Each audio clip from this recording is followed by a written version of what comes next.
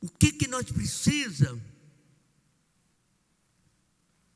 De estarmos na presença de Deus consagrado, santificado, não é? Cheio e revestido do poder de Deus. Nós não precisamos mostrar isso para o mundo. Nós precisamos de viver isso e o mundo que veja nós assim. Às vezes eu fico na oficina ali, de vez em quando passa pessoas para a academia. Aí uns passa desajeitado. Aí passa serva de Deus. Aí eu fico olhando a diferença que as pessoas verem a igreja do Senhor Jesus. Irmãos, quando nós somos chamados por Deus, a primeira coisa que Deus nos ensina é andar certo. Um dia eu fui dar um seminário, eu fiz uma prova com os irmãos, aí eles ficaram surpreendidos. Quem aqui escreve com a mão esquerda? Você. Então você está fora. O resto tudo escreve com a mão direita. Com a mão direita. Esquerda. Está fora. Aí quem escreve, 98% da sociedade nasce direito, com a mão direita para escrever. Isso é estatística feita e provada. Eu fiz uma prova com os irmãos, falei assim: irmão, você está certinho diante de Deus? Estou. Mas certinho mesmo? Tá certo. Então vou fazer uma prova aqui. Botei uma folha numa mesinha lá, mandei isso. Escreve seu nome aqui. Botei a caneta lá e falei: mas escreve com a mão esquerda. Não, mas aí não dá certo. Falei: escreve seu nome com a mão esquerda. Aí escreveu o nome com a mão esquerda. Porque não saiu o nome, saiu um garrancho lá. Você sabe por que não saiu o nome certinho? Porque começamos errado. Tem crente, irmão, que começa errado na igreja. Você quer ver uma filosofia que tem hoje nas pregações, em alguns ministérios? Aceita Jesus, tua vida vai mudar. Aceita Jesus, que é logo tu sai dessa pidaíba. Aceita Jesus, que é logo tu tem dinheiro na conta. Aliás, tem um milagre aí que tem cara que não tem nem nome, aí vai no banco lá, tem um dinheiro na conta dele. Começa errado. Jesus nunca chamou nós para dizer que nós ia ficar rico, ter isso, ter aquilo. Mas Ele chamou para você ser feliz, salvo, guardado, protegido, abençoado. Ele chamou você para morar no céu. E lá no céu você não precisa ter dinheiro para comprar patrimônio. O patrimônio Deus já fez para você lá. É um lugar glorioso eternamente. E você foi chamado para isso. E nós começamos errado. Então quem escreve com a mão esquerda, sendo direito, está errado. Está errado. Aí a história sai toda errada. Mas quando você começa direito, eu fui na igreja, aceitei Jesus. O pastor conversou comigo, me deu ensinamento, me propôs batizar, eu aceitei. Aí sua história muda. A sua história muda. Mas ela muda para a salvação da sua alma. A luta continua. Se você quiser comer, você trabalha. Se você quiser dinheiro, você trabalha. Se você quiser saúde, compra remédio com o dinheiro do seu trabalho, porque a luta continua. Agora a vitória é sua, porque você é salvo na presença de Deus.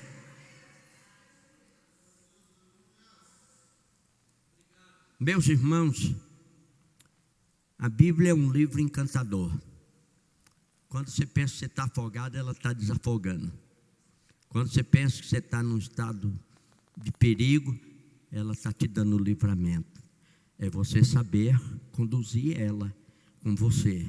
Até porque, deixa eu te falar uma coisa. Antigamente,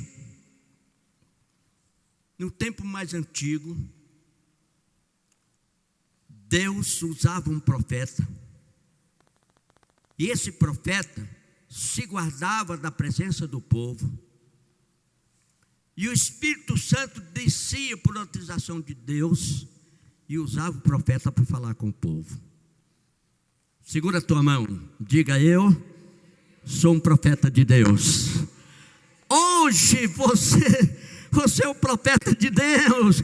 Basta você pegar a palavra de Deus e aplicar no seu coração corretamente, obedecer a Deus, ser fiel, amar o seu próximo e obedecer o que diz a palavra, e você receberá de Deus poder, revestimento, sabedoria, instrução, glória, virtude e misericórdia e graça, porque Deus é assim.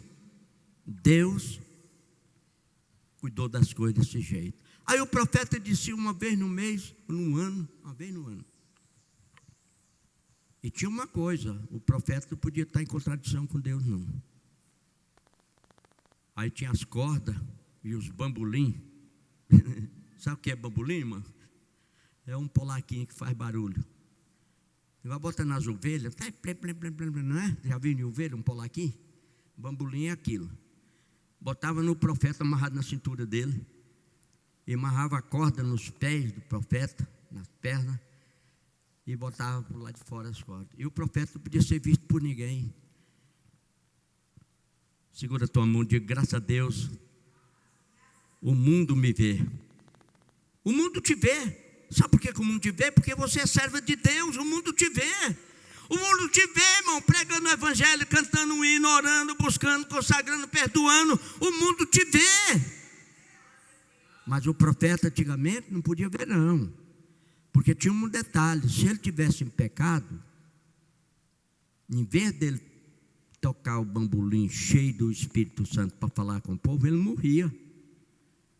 Aí ficava em silêncio. Aí, como ninguém podia entrar no lugar santo do santo, os mensageiros lá pegavam na corda, puxavam. Mas se o profeta tivesse comunhão com Deus, os bambolim faziam barulho. O crente tem que fazer barulho e dizer que está vivo, está cheio da graça, do amor, do perdão, da misericórdia. O crente tem que sentir agraciado, porque pode ungir a sua vida, consagrar a sua vida, buscar a presença de Deus na igreja.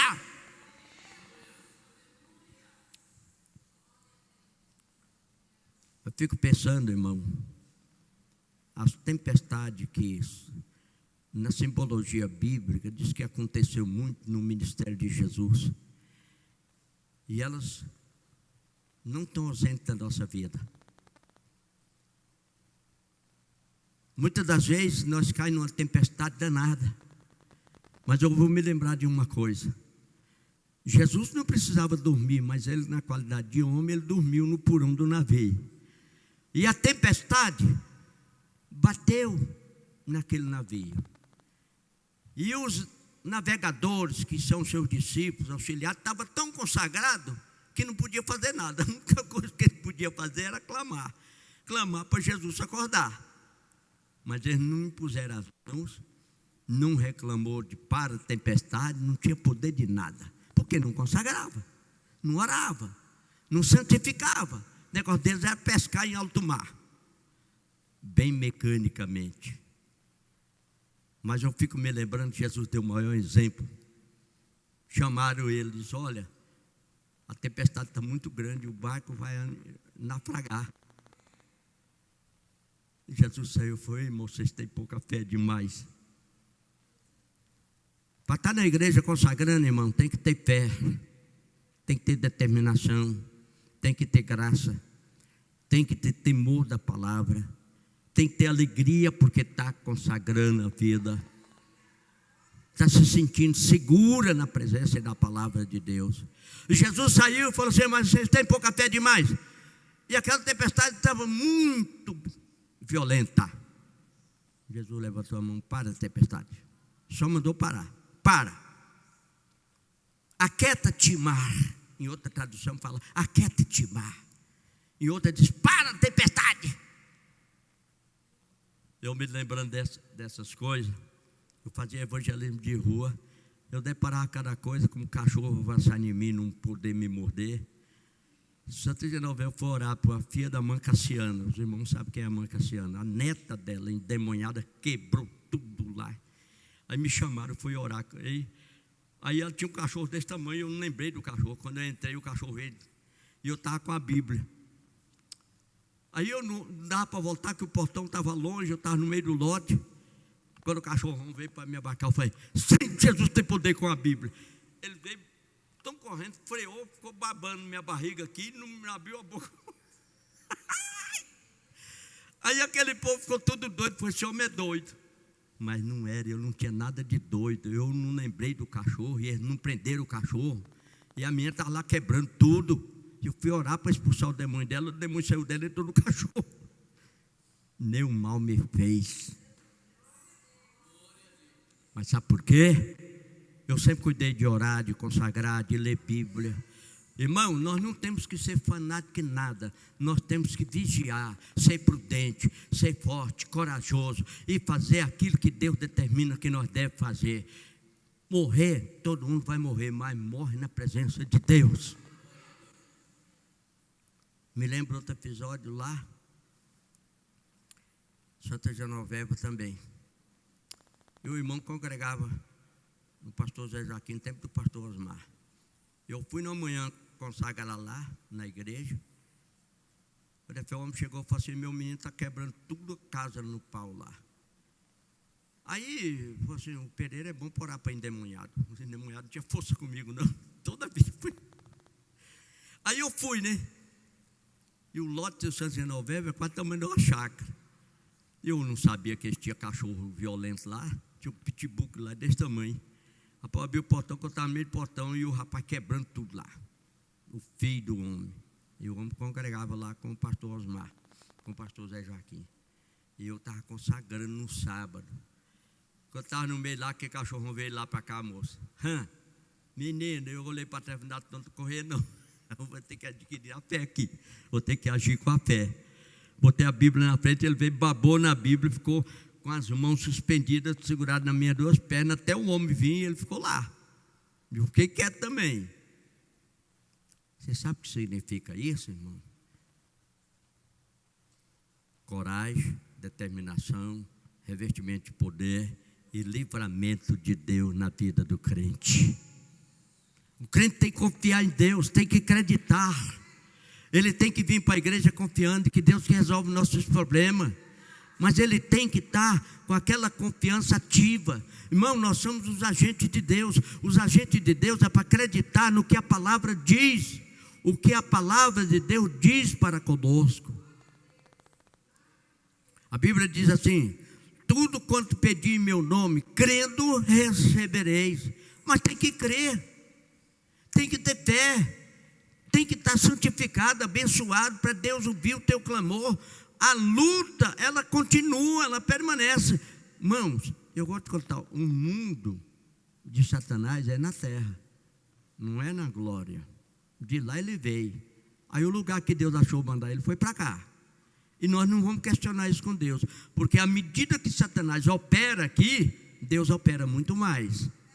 E principalmente para aqueles que amam, que temem, que buscam e que são tementes a Deus.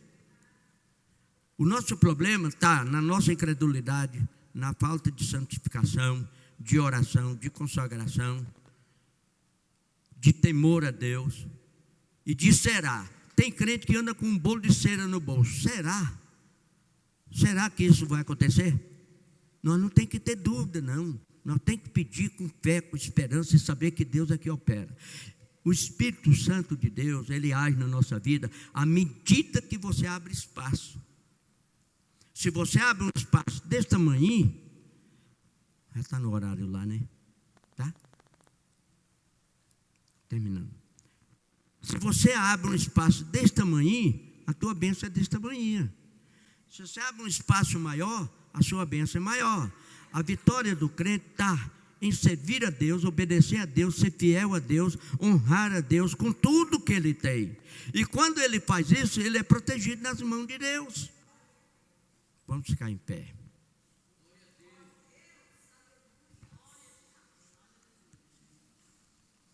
Nessa oração eu vou pedir você que talvez está sem sentir a presença do Espírito Santo. Às vezes você está falando. Você tem sentido a presença do Espírito Santo? Então deixa eu comparar um calor mais ou menos. O calor do Espírito Santo é assim, ó. Aqui eu com o irmão. Sabe porque o Espírito envolve. O Espírito Santo envolve. É quando a irmã envolve, encostando na irmã, no irmão. É quando se envolve. Aí quando você dá fé, você começa a sentir a presença, um foguinho no rosto, na memória, na alma, no Espírito. Quando você está falando em línguas, ou recebe batismo com o Espírito Santo, numa consagração em pleno sábado.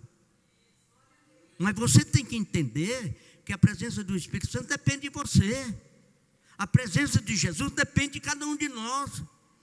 Deus quer a sua presença em nosso meio seja envolvida.